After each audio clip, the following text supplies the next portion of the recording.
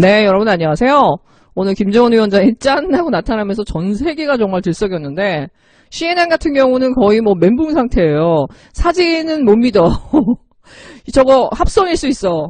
그러니까 그리고 뭐 지용호나 태영호도 야 기다려보자. 야 우리 정보가 틀리지 않았어 하면서 계속 이제 인정을 못 하다가 동영상이 짠 하고 공개되니까 이제 갑자기 게임이 끝난 거죠. 예, 분명히 정부에서도 오보라고 했었고 김병기 의원 같은 경우도 사망이 아니라 건강 이상의 확률은 0.001% 이하라고, 이것은 모든 정보를 취합해서 말하는 거라면서 신중해야 된다라고 분명히 경고를 했음에도 불구하고 이 소위 탈북자 출신의 이 지성호랑 태영호를 앞세워서 이 진짜 보수 언론이 정말 엄청나게 이제 세게 걸었죠. 지난 2주 정도를. 네이버는 하루가 다르게 뭐 맨날 그 도배를 했었고요. 지성호와 태영호의 말들을. 그러니까 어떻게 보면 이 가짜 뉴스를 가지고 이 정말 나라를 흔들 만큼의 진짜 이 인포데믹의 끝판왕을 보여준 거예요. 그럼에도 불구하고 이걸 인정을 안 해요. 지금 이 순간에도. 근데 태영호 같은 경우는 그래요, 뭐 북한에서 고위급이었다고 쳐요. 근데 이 지성호 같은 경우는 진짜 기가 막힌 게 뭐냐면 이 사람은 그냥 국회의원으로 비례에 당선됐을 뿐이지 꽃제비 출신이잖아요. 이 함경도 회령 출신이고 그냥 깡총 출신이란 말이에요.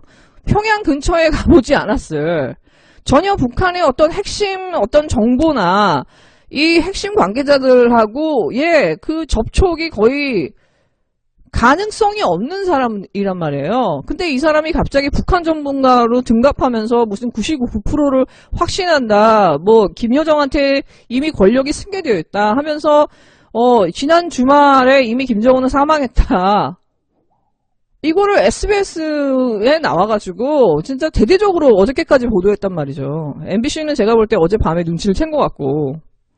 그러니까 이렇게 무책임하게 진짜 선전선동을 한 거에 대해서, 이 나라를 정말 뒤흔들어 놓은 거에 대해서 이거 누가 책임지냐는 거예요.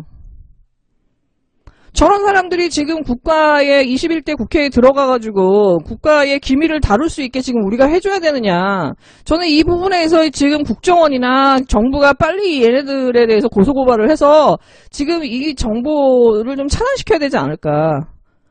아니면 진짜 긴급체포라도 해가지고 얘네가 지금 혹시 스파이 짓이라도 하고 있는지를 알아내야 돼요. 왜냐면 지금 얘네들이 이런 식으로 해가지고 한 2주를 난리를 쳤는데 이거에 대해서 그럼 근거를 대라고 할 때 근거를 못 댔어요. 자기들은 확실한 소스가 있다고 하면서도 근거는 되지 못했거든. 그럼 그 확실한 소스가 북한에서 받은 거야, 미국에서 받은 거야, 어디서 받은 건지 확인해야 될 거 아니에요.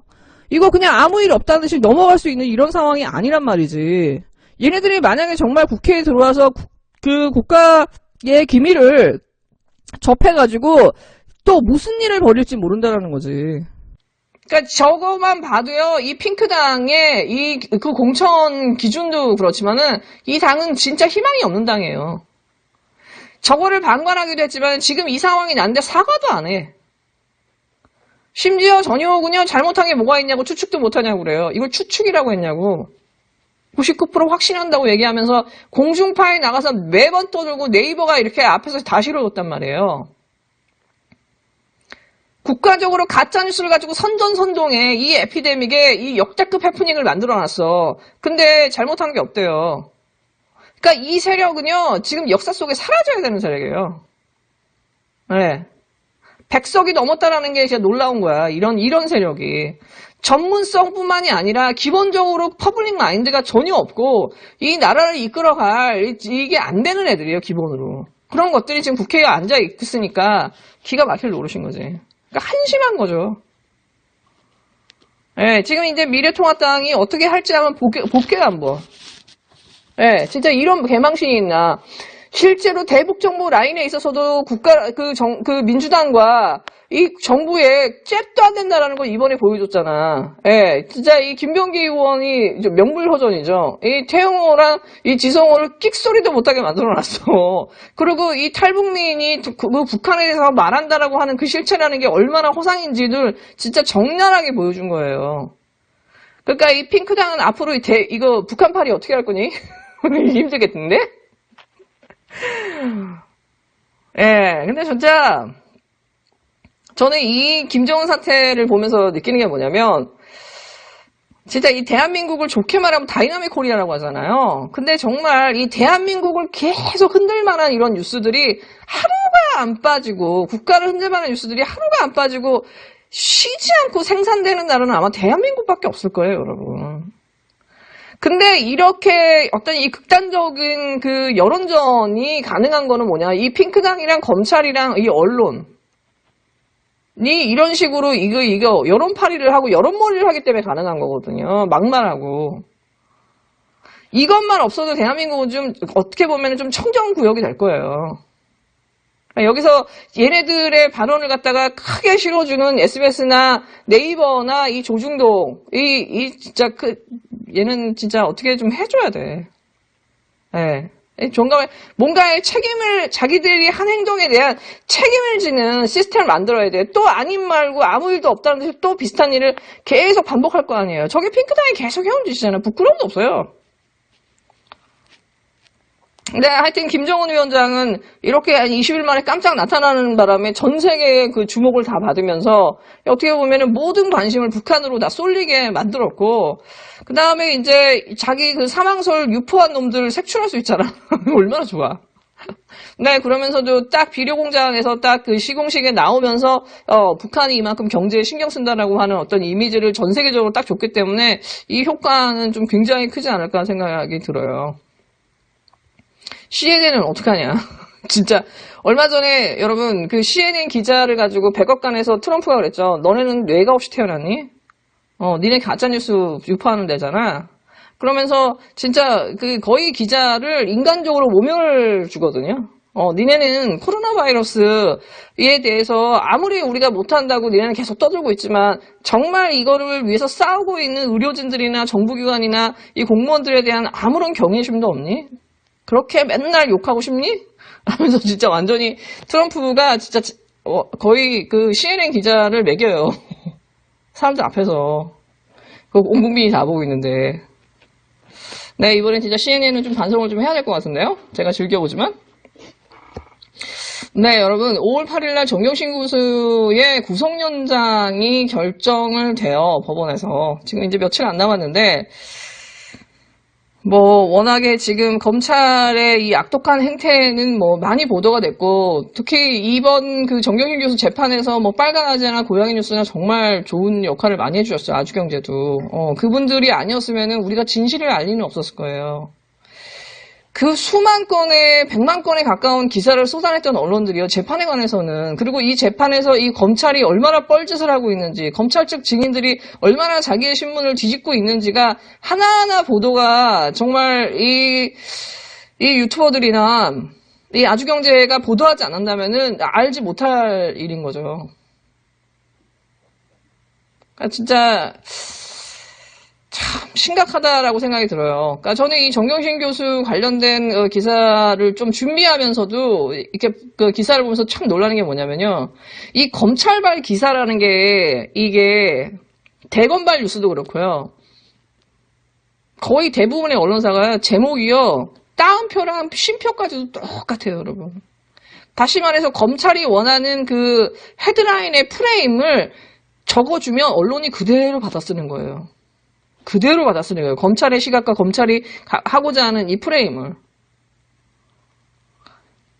채널A 압수수색도 마찬가지고 지금 정경심 교수의 구속연장을 해야 된다라고 하는 게 딱 이렇게 바로 헤드라인에 떠요.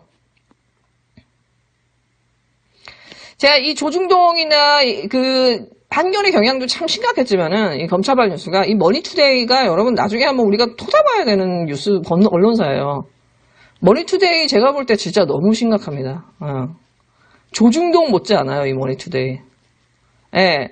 그리고 또 하나, 지금 이제 정경심 교수에 대한 그 구속연장 반대 탄원서, 그 다음에 청와대 청원도 오늘 올라왔거든요. 여러분 많이 동참해 주십시오. 왜냐면, 이게 지금 언론들이 다 입을 다물고 있는 상황에서 검찰발 뉴스만을 받아쓰기 때문에, 사실은 여러분이 좀 참여해 주셔서, 이거 여론을 좀 확인시켜야 돼요.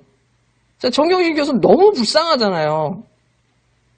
6개월이 있는 것도 놀랍지만 지금 여기서 6개월을 더 연장한다고 하면서 지금 검찰이 내세운 논리가 뭐냐. 재판 진행이 안 됐다는 거예요. 재판 진행을 계속 지연시키면서 송인권 판사 이게 마음에 안 들어가지고 나갈 때까지 기다리면서 서류 복사 안 해주고 하면서 재판을 지연한 건 검찰인데 검찰이 나서서 재판 지연됐으니까는 6개월 연장해야 된다고 하거든요.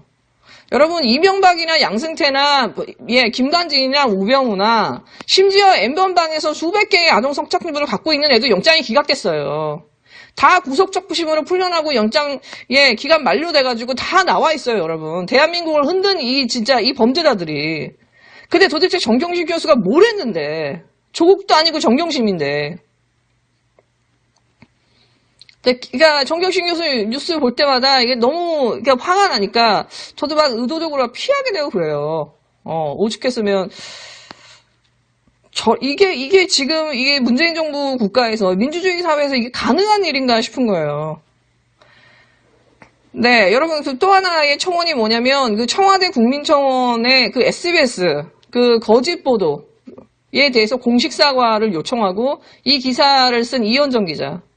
동양대 PC의 총장의 직인 파일이 발견됐다라고 하는 작년에 9월 6일자 보도를 한 이현정 기자에 대한 처벌 요청을 하는 청원이 있습니다. 여러분 여기에 꼭 좀 참여해 주세요. 왜냐하면 이 기사를 통해서 검찰이 강제 수사를 들어가는 정당성을 확보하는 데 거의 교두보가 된 기사예요.